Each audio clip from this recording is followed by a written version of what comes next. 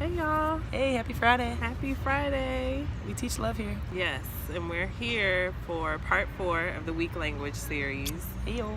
which is the end. And new beginnings. Right, new beginnings. So we want to talk to y'all today about sort of like to sum up why we were even talking about weak language, which, what is the reason that we use weak language in the first place?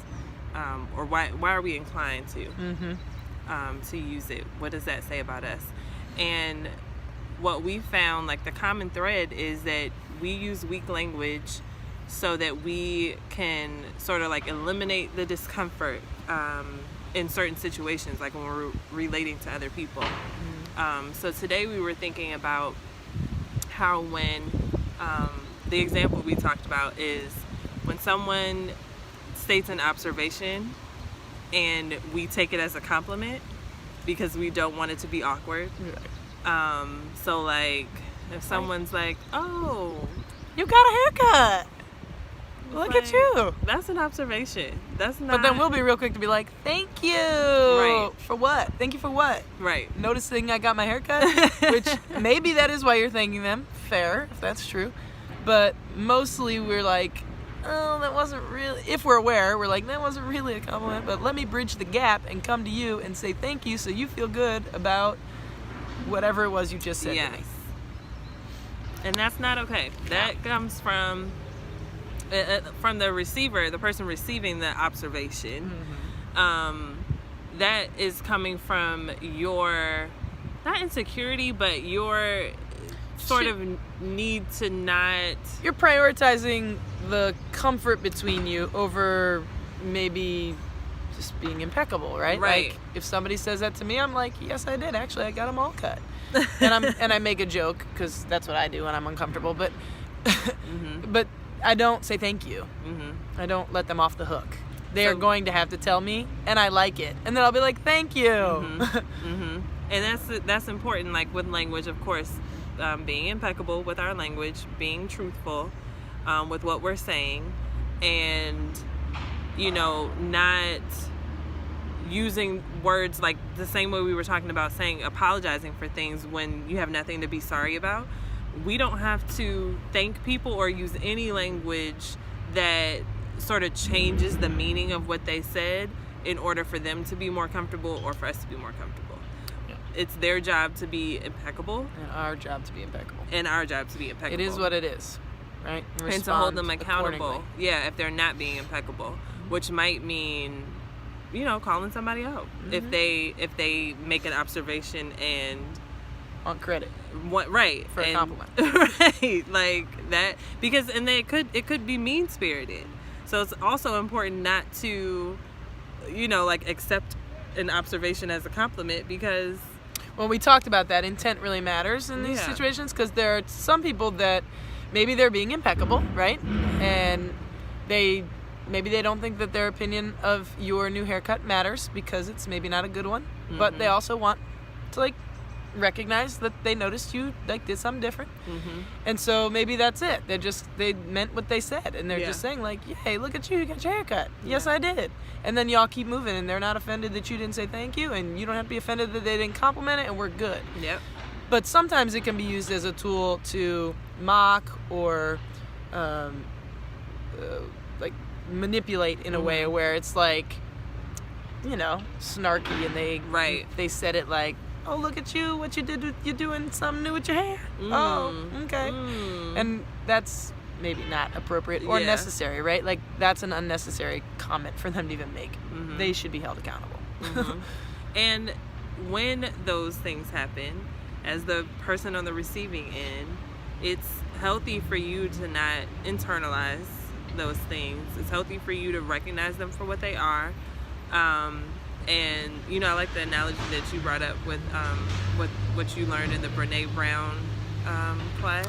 Oh yeah, so I'm listening to Dare to Lead, and she talks about who you receive feedback from and the people in the arena. I'm not going to go all the way into it. You should listen or read the book. But she says when you get feedback or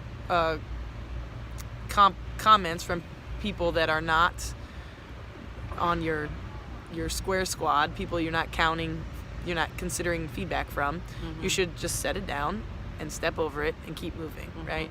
Don't build armor against it. Don't kick it and stomp it and waste your energy trying to destroy it. Just set it down, step over it, and keep walking. Yeah.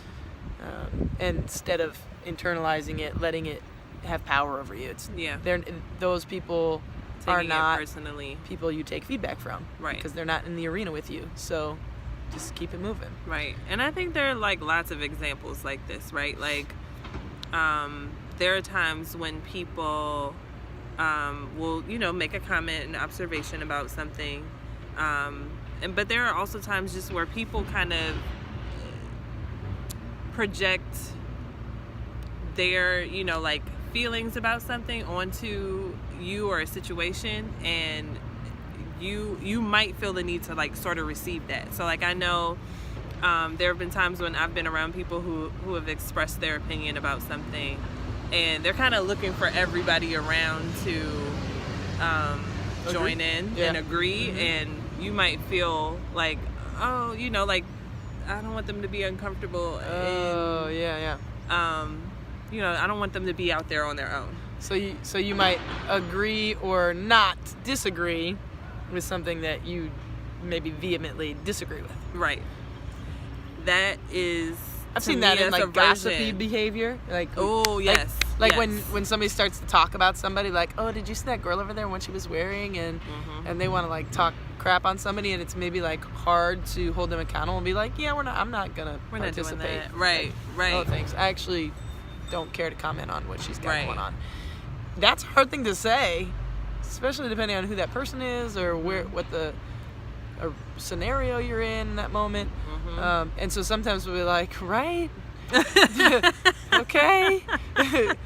Yes. I hear you, right? Because I didn't agree. I just said I heard you, right? We're like trying to be careful about how we respond, like, oh, but we crazy. don't. Right, or, that's crazy. Listen to you. Clearly, Rachel and I have done this before. But the thing is you have to you have a responsibility to also understand like how they're receiving that, and that is encouragement in that moment. I think. And I think you do have a responsibility to be courageous and hold people accountable. And another thing I learned in the Brené Brown book, which this one floored me, I absolutely adore this. She said, to choose not to be courageous is a privilege. To be able to choose to ignore a need of courage is a privilege. Because what that means is that this moment requires you to be courageous, but instead you're going to ignore it and set it to the side, and your life is still going to be peaceful enough.